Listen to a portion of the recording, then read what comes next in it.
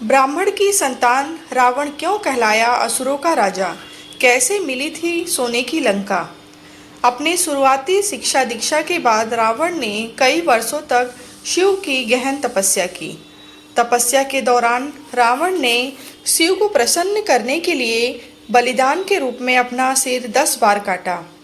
हर बार जब वो अपना सिर काटता था तो उसके धड़ में एक नया सिर लग जाता था, जिससे उसने अपनी तपस्या पूरी की और अंत में भगवान शिव ने उसकी तपस्या से प्रसन्न होकर उसे वरदान दिया।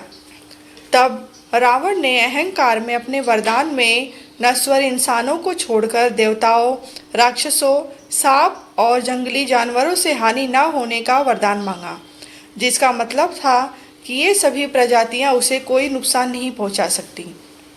यही वजह है कि बाद में मनुष्य रूप में जन्म लेकर राम ने रावण का अंत किया था। रामायण, विजयादशमी या दिवाली का जिक्र होने पर हमारे मन में सबसे पहला ख्याल श्री राम और रावण के युद्ध और भगवान राम द्वारा रावण के अंत का आता है। लेकिन शास्त्रों में रावण को एक दैत्य, राक्षस, अत्याचारी के अलावा भी कई रूपों में वर्णित किया गया है। रावण को महान विद्वान, प्रकांड पंडित, महाज्ञानी, राजनीतिज्ञ, महाप्रतापी, महापराक्रमी, योद्धा और अत्यंत बलशाली जैसे नामों से पुकारा गया है। रामायण में जिक्र है कि राम ने एक बार रावण को महाविद्वान, उसके ज्ञान के संदर्भ में महान ब्राह्मण के रूप में संबोधित किया था। रामायण में रावण की ऋषि विश्रवा की संतान बताया गया है, लेकिन उसकी माँ कैकसी क्षत्रिय राक्षस कुल की थी, इसीलिए उसे ब्रह्म राक्षस कहा जाता है। राक्षसी और क्षत्रिय दोनों गुणों के साथ वो बेहद बलशाली और बहुत बड़ा शिव भक्त था। रावण का जन्म महान ऋषि विश्रवा, वेशमुनि और उनकी पत्नी दैत्य राजकुमारी कैकसी के घर हुआ था। उनका जन्म देवगढ़ में हुआ था, क्योंकि उनके दादा ऋषि पुलस्त्य ब्रह्मा के 10 मानव पुत्रों में से एक थे। वो 7 महान ऋषियों के समूह, जिसे सप्तर्षि कहा जाता है, उसके सदस्य थे। कैकसी के पिता और दैत्यों के राजा सुमाली की इच्छा थी कि उनकी बेटी की शादी नश्वर दुनिया के सबसे शक्तिशाली व्यक्ति के साथ हो, ताकि उससे एक असाधारण संतान का जन्म हो। उन्होंने अपनी बेटी के लिए आए विश्व के बड़े से बड़े राजाओं के प्रस्तावों को ठुकरा दिया, क्योंकि वो सभी उनसे कम शक्तिशाली थे। कैकसी ने इसके बाद ऋषियों में अपने लिए वर की खोज की और आखिर में विश्रवा ऋषि को शादी के लिए चुना, जिनका एक और बेटा कुबेर था। रावण ने बाद में अपने सौतेले भाई कुबेर से लंका छीन लिया और उसका राजा बन गया। रावण के 2 भाई विभीषण और कुंभकर्ण थे। कुछ स्रोतों में अहिरावण नाम के एक और भाई का उल्लेख भी है। उनकी माँ के कुल का संबंध मारीच और सुबायु दैत्यों के परिवार से था। कैकसी ने एक बेटी को भी जन्म दिया था, जिसका नाम चंद्रमुखी, चंद्रमा जैसी चेहरे वाली लड़की था, जिसे बाद में राक्षसी सूर्णपरखा के नाम से जाना गया। पिता विश्रवा अपने बेटे रावण को आक्रामक और स्वाभिमानी होने के साथ साथ एक अनुकरणीय विद्वान कहते थे। विश्रवा के संरक्षण में रावण ने वेदों, पवित्र ग्रंथों, क्षत्रियों के ज्ञान और युद्ध कला में महारत हासिल की। रावण एक उत्कृष्ट वीणा वादक भी था और उसके ध्वज के चिन्ह पर वीणा का भी चित्र दिखाई देता था। रावण दैत्यों की नैतिकता को बनाए रखे, इसके लिए रावण के नाना सुमाली ने अथक प्रयास किए। रामायण में वर्णन है कि रावण का यदुओं के क्षेत्र में घनिष्ठ संबंध था, जिसमें दिल्ली के दक्षिण में मथुरा शहर से लेकर गुजरात, महाराष्ट्र, राजस्थान के कुछ हिस्से शामिल थे। माना जाता है कि रावण का संबंध लवणासुर से भी था, जो मथुरा का एक राक्षस था। लवणासुर को राम के सबसे छोटे भाई शत्रुघ्न ने मारा था। यदु क्षेत्र में नर्मदा के तट पर एक बार भगवान शिव की पूजा करने के बाद रावण को सबसे महान यदु राजाओं में एक राजा कार्तवीर्य अर्जुन के सिपाहियों ने पकड़ लिया और उसे कई दिनों तक अपनी कैद में रखा। रामायण के संदर्भों में बहुत साफ साफ कहा गया है कि रावण पूरी तरह मनुष्य या फिर असुर के समान नहीं था, वो इससे कहीं बढ़कर था। अपने शुरुआती शिक्षा के बाद रावण ने कई वर्षों तक शिव की गहन तपस्या की। तपस्या के दौरान रावण ने शिव को प्रसन्न करने के लिए बलिदान के रूप में अपना सिर 10 बार काटा।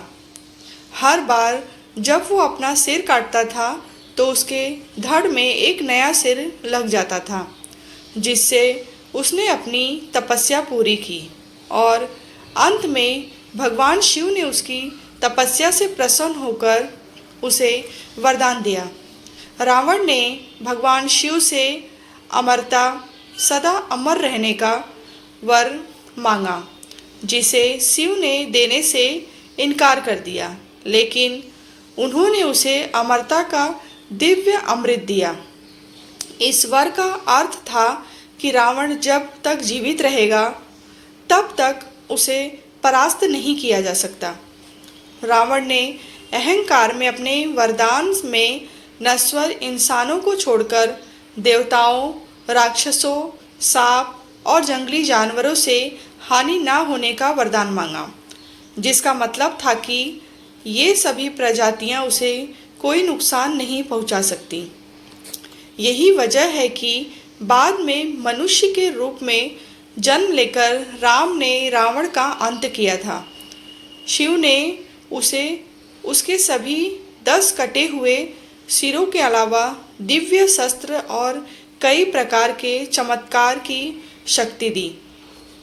इसी वजह से रावण को 10 मुखा या दशानन कहा गया।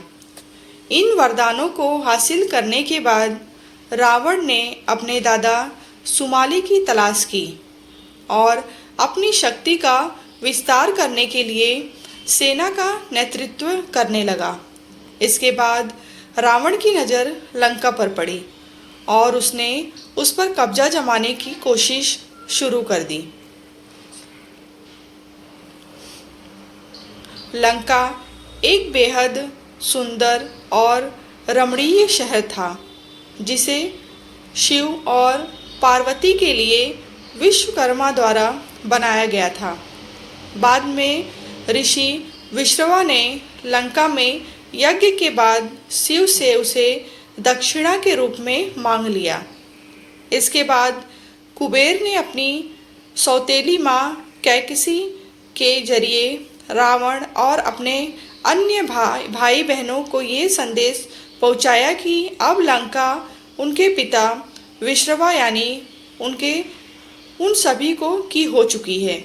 लेकिन बाद में रावण ने लंका को बलपूर्वक छीन लेने की धमकी दी, जिसके बाद उसके पिता विश्रवा ने कुबेर को सलाह दी कि वो लंका रावण को दे दे, क्योंकि रावण पर अपराजय है।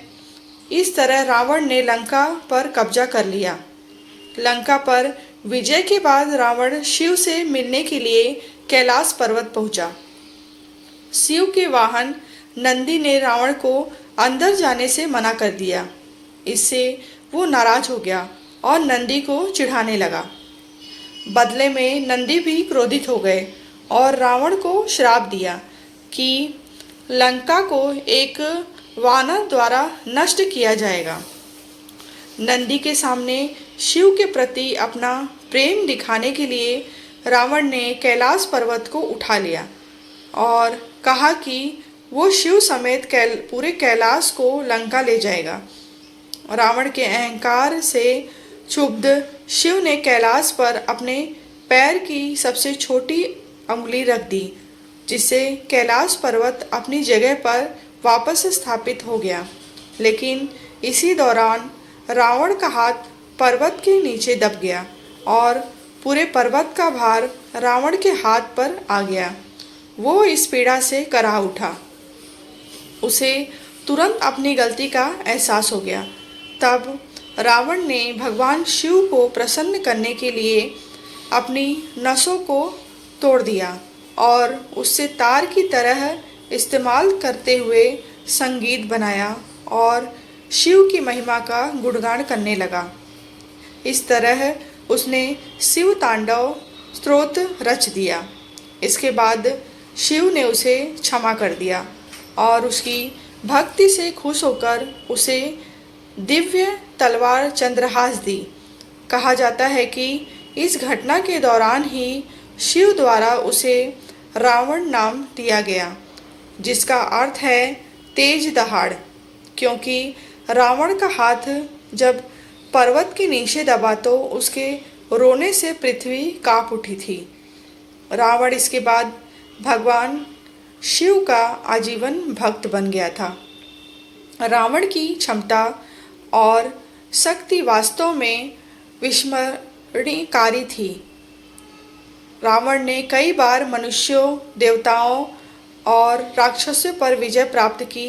पाताल लोक की को पूरी तरह जीतकर उसने अपने भाई अहिरावण को वहां